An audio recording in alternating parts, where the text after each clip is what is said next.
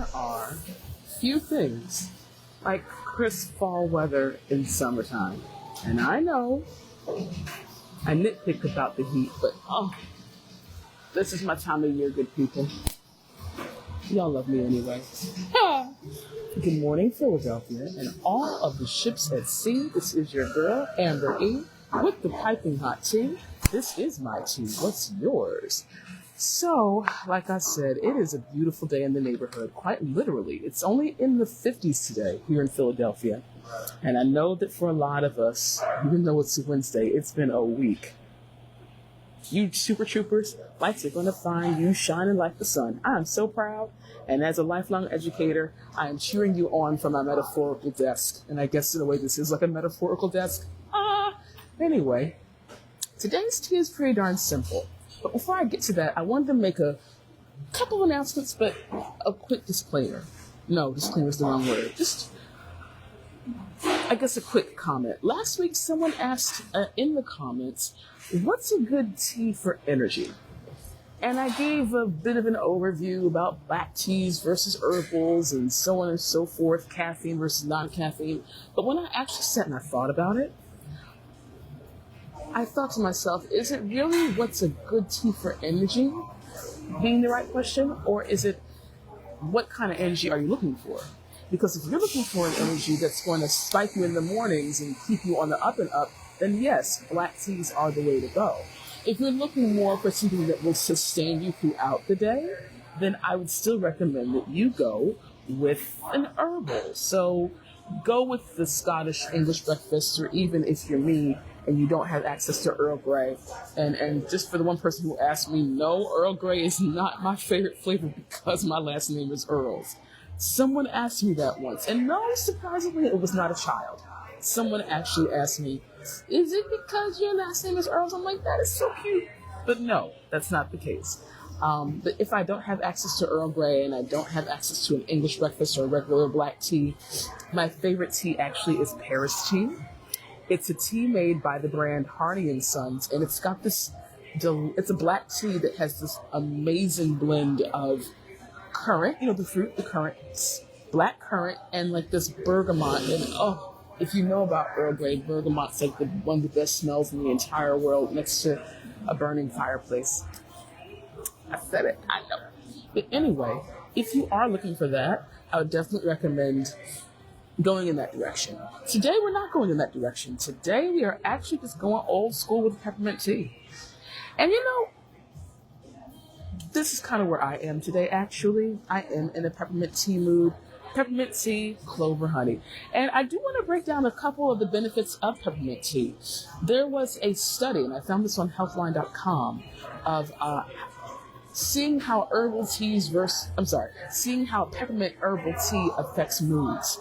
And it was found that a lot of people were very calm after drinking herbal peppermint tea. It does great things for headaches. It kind of keeps you in a smooth mood, if you will, throughout the day. And again, if you don't want that punch, this really is the way to go. It helps with digestion. If you were a little kid and had what my older brother would have called the bubble guts, I just noticed, like, my family had really interesting names for things, like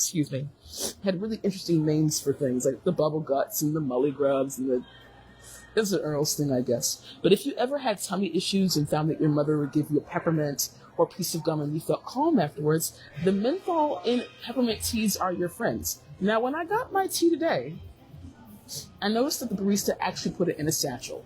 This does not... Let's pause for a second. This color, this is an amber. That's a gorgeous golden yellowish brown. This right here is my namesake, and that color is delightful. You notice they put it in a satchel, though, but you still see that there is loose leaf tea, and as we've talked about more than once, a loose leaf tea is going to have a much more robust flavor. The longer a loose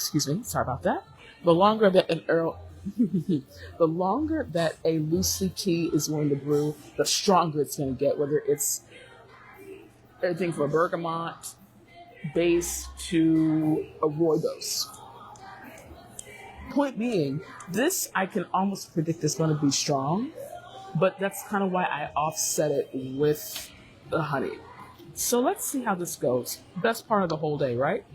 Look at the pour, look at the pour, look at the pour of the tea. Oh, that color. The steam coming off of it. So delightful.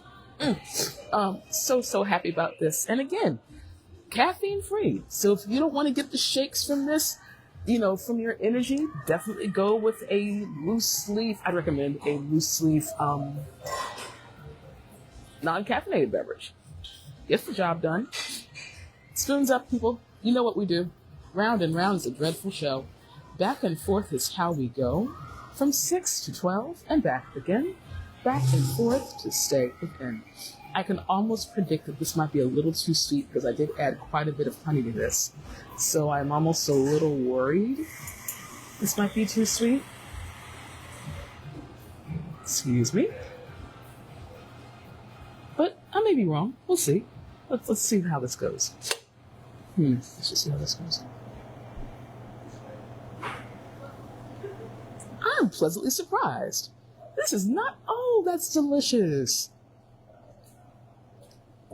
Actually, I'm glad that I did add a lot of honey to this because what I figured was going to happen actually did. This has been brewing for a while. As a matter of fact, when I go for a second pot... I'm sorry that I'm dabbing my nose so much, everyone.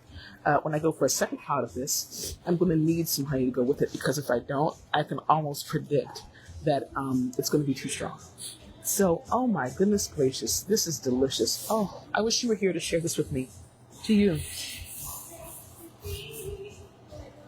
That is so good. That's a good way to start the day. And it's, again, I'm not going to get a spike of caffeine from this. This is so soothing. It's got this lovely...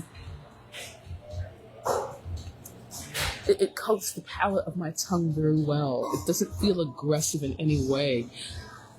Do I need my English breakfast some days? You bet your boots I do. Amen to that. I'm sorry. Again, with the seasons changing, you're like, why is she dabbing her nose? With the seasons changing, this is going to happen. No, there's nothing wrong. This is going to happen. So thank you for your patience and thank you for acknowledging my humanity, good people. Y'all so kind. I love y'all. And with my North Carolina roots, it's so good to know that I still can depend on the kindness of strangers. Oh, yes. With my Zora Neale Hurston realness going on here. So, as we sip tea together. Oh, that's delicious. That's so good. A few announcements before we get started with our tea together. First, for those of you who do know, and for those of you who don't, I'm just going to say it for your hearing. I do still, and I will continue to use my social media platform, Facebook, Instagram, so on and so forth, to have tea with you. But if you didn't know, I also am on 92.9 FM every Saturday morning, Germantown Radio, from 8 to 8:30, rebroadcasting what you're listening to right now, The Tea with Amber E. Yes, I do. So, if you've been listening, first of all, I want to thank everyone who has been listening to my show. The feedback has been wonderful. I'm so glad not only am I able to broaden my listeners and my, not want to use the word fan base, but the AM fam is getting bigger, if you will, but it's a number of dreams that are coming true. And I'm going to pause for a second because the cool thing about social media are the memories, that pop up. And it was a year and 2 days ago that I got laid off from my job. And we've talked about this in length quite a few times over the last year. And I marvel at how many things I have done in the last year. And I talked about this a couple of weeks ago. So I'm not going to go down that route too much right now. But this morning when I was thinking about it, I kind of had to take a pause and just go, thank you, God. Like, wow. A year ago, I was trying to figure out my next move, and here I am with my own show, doing what I love, so on and so forth. Even talking about a book that I'm so fond of, Afternoon Tea is the New Happy Hour by Gail Greco. And in this book, she breaks down quite a few things about tea, serving tea. If you don't have a pot, how do you brew it?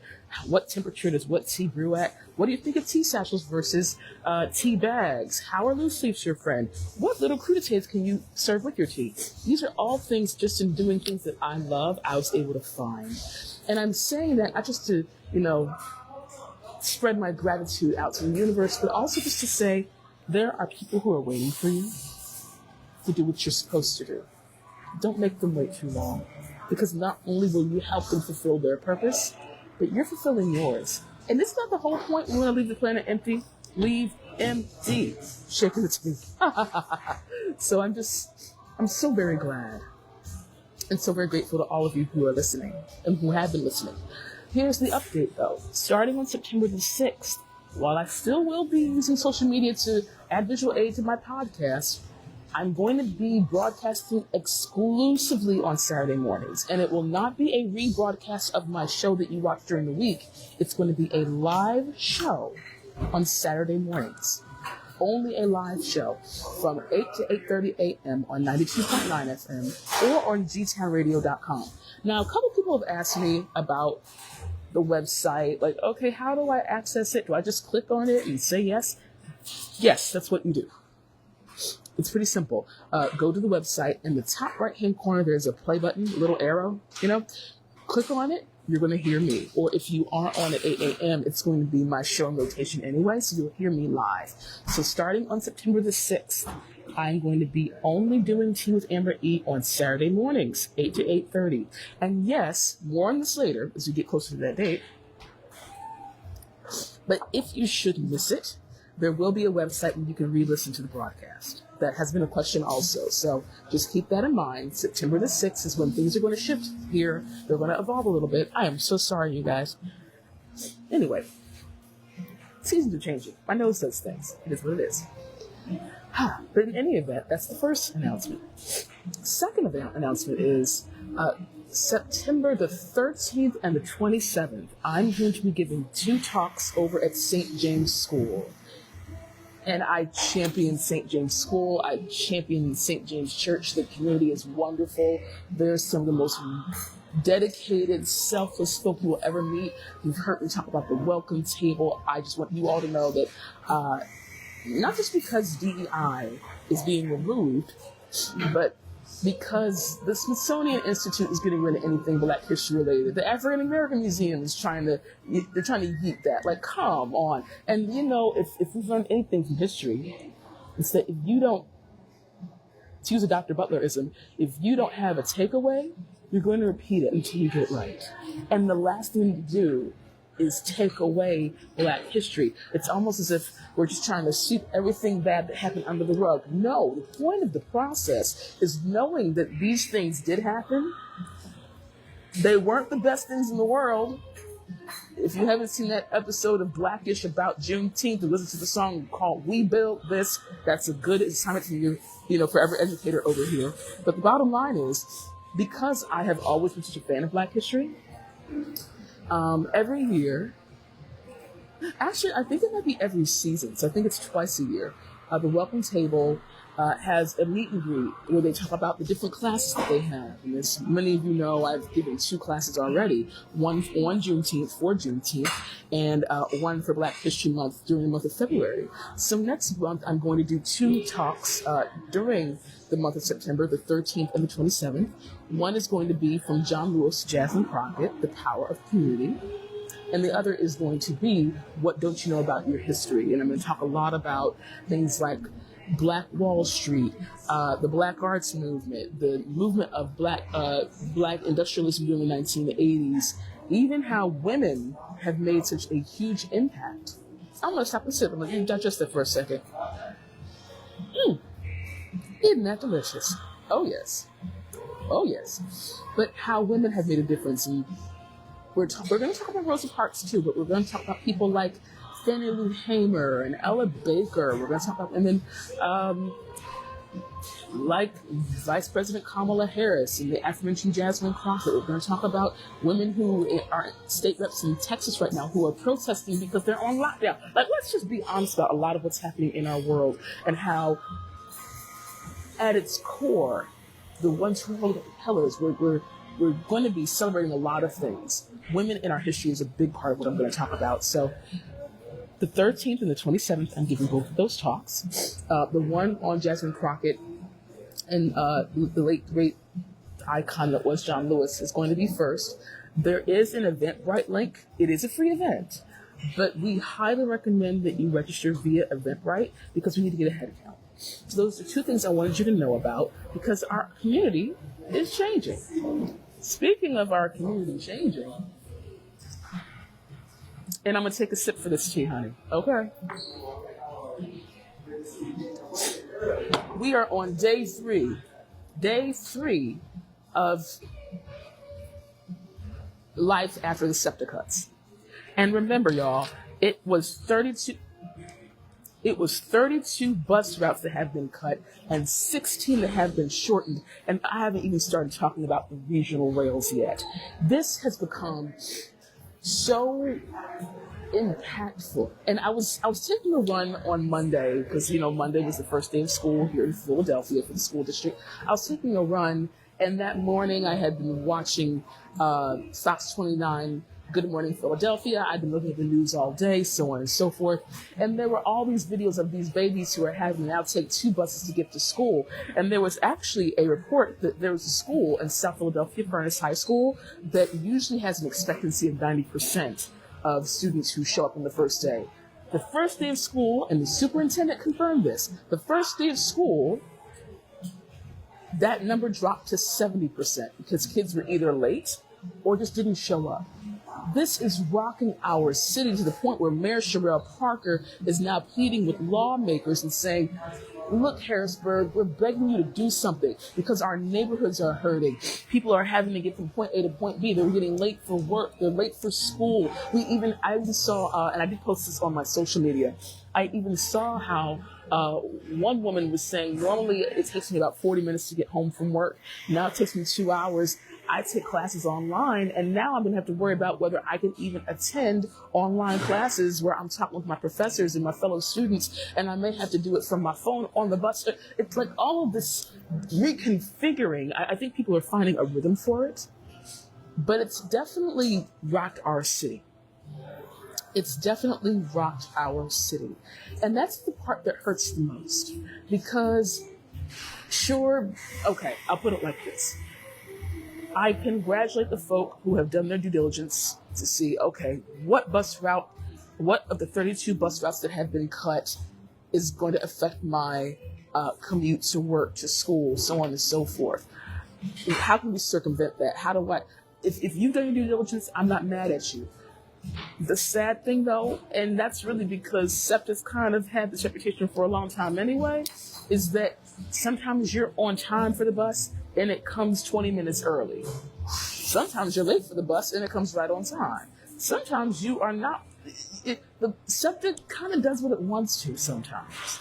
And now we're adding another layer to this where you're going to have overcrowded buses because a lot of the routes have been cut off. So people who wouldn't normally ride on that route now have to get on your route. And you can only have so many people on the bus at a time. So you're going to have people who are going to be driving past customers or patrons or passengers who would normally take a bus to get to school. And now everything's backed up. And talking about the regional rail, remember, September 1st, is when the fare for the buses specifically is going to jump from $2.50 to $2.90. So now we have another layer to this where it's a financial aspect to it. And the regional rail, in a zippy, ironic twist, on Monday experienced a system-wide failure. So people who were commuting from work, not to work, had to deal with delays. It was just kind of ironic. Like, okay, so we're not dealing with the same cuts of routes for the buses, but for some interesting reason, all of a sudden, look here,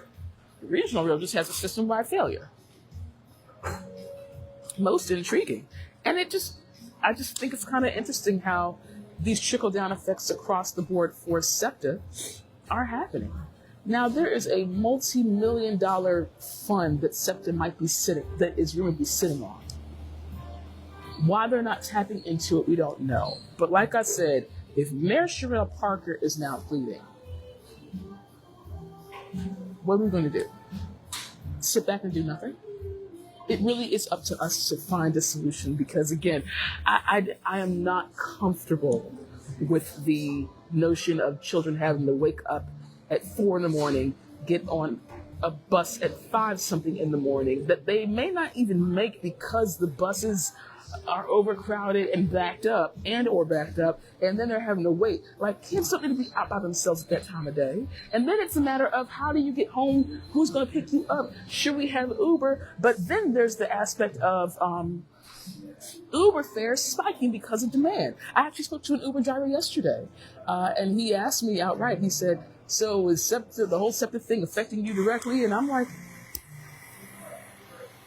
"Okay, sir.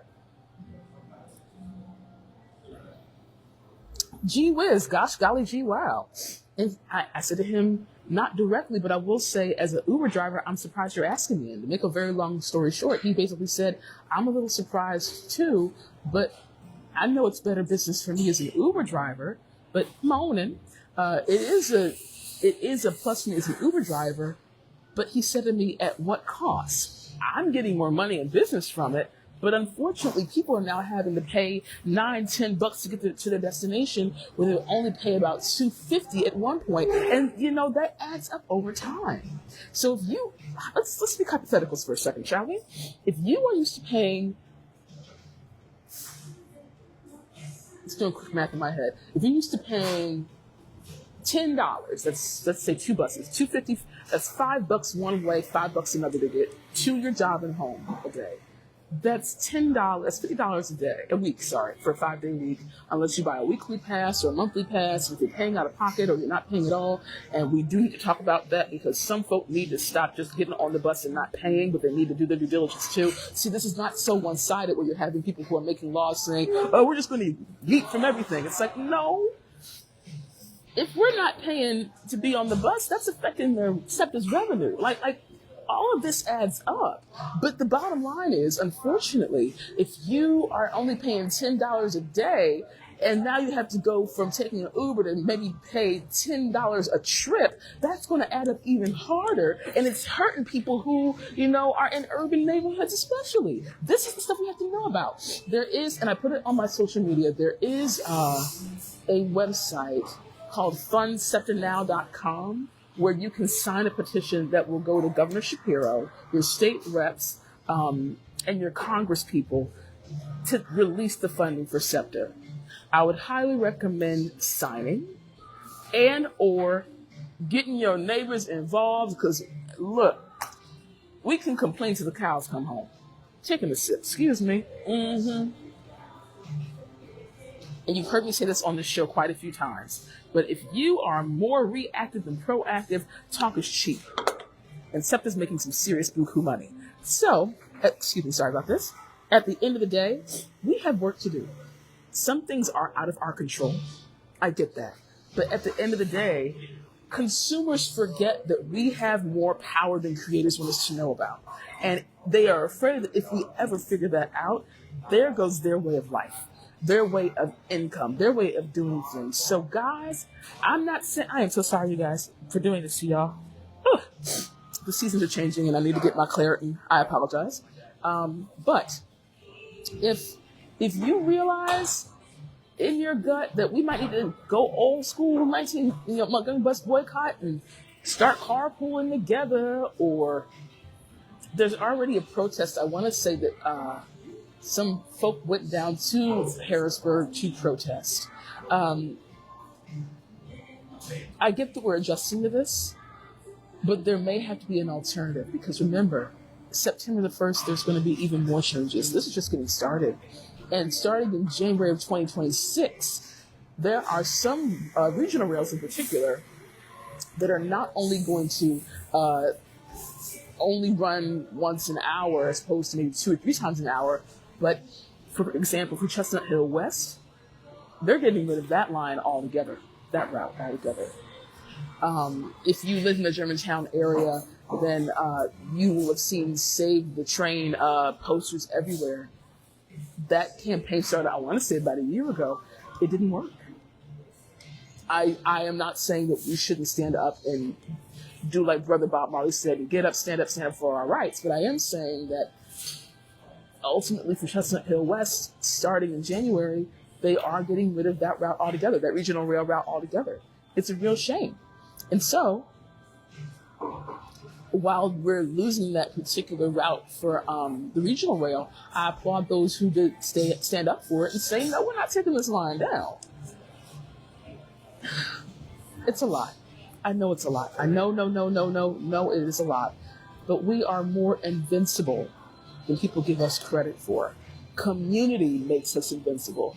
It does not mean that we won't lose the small battles. It does not mean that if we try and we don't succeed, then it was a waste of time. No, it just means that there is a power in numbers, and sometimes you have to push back, because if you push enough and push enough and push enough, something gotta give. That's just me. And so long short of it, I am cheering all of y'all on.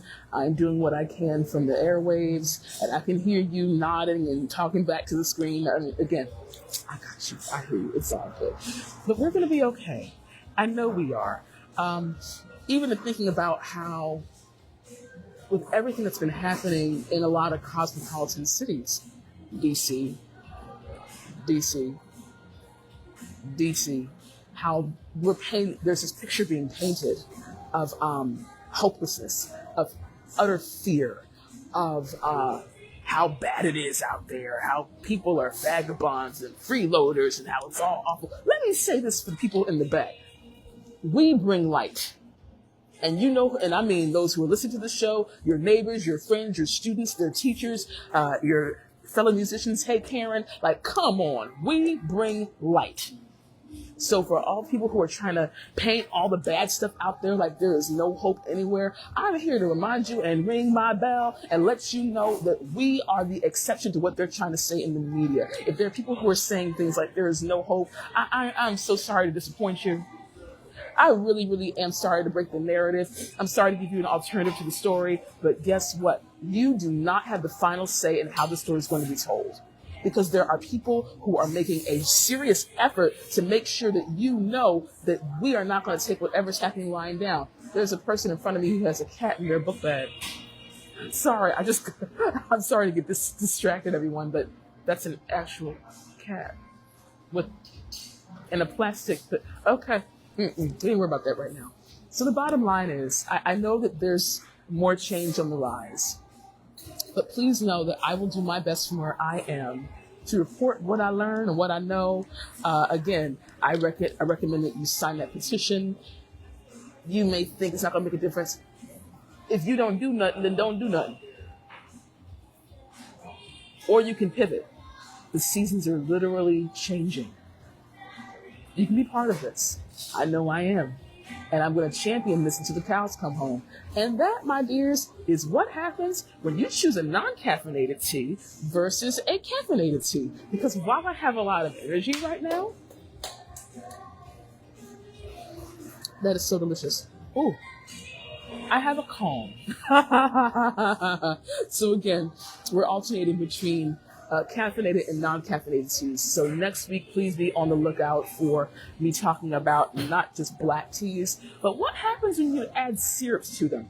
And going back to what I referenced earlier, one of my favorite books in the entire world, Afternoon Teas, The New Happy Hour by Gail Greco. Good morning, cousin. Please know that there's a lot of lovely, lovely recipes in here. The other day, I tried a regular black tea, and I added blackberry syrup to it. I've never done that. And I'll admit, I was a little apprehensive, like, I'm a little bit of a tea purist.